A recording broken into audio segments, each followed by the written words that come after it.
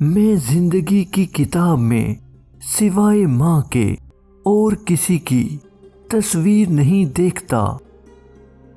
माँ की दुआ खाली नहीं जाती, माँ की दुआ कभी टाली नहीं जाती।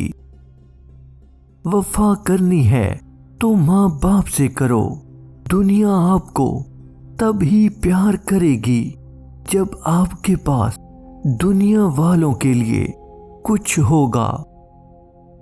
अल्लाह हर माँ को इतनी लंबी उम्र दे कि सारी खुशियाँ देख सके जो अपनी औलाद के लिए मांगती है।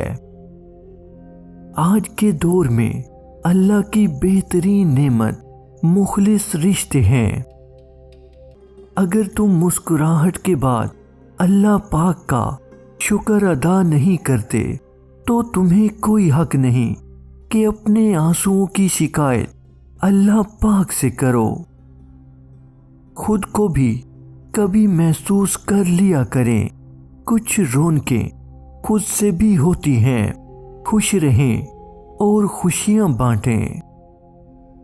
दुनिया इसीलिए तो एक बुरी जगह बनती जा रही है।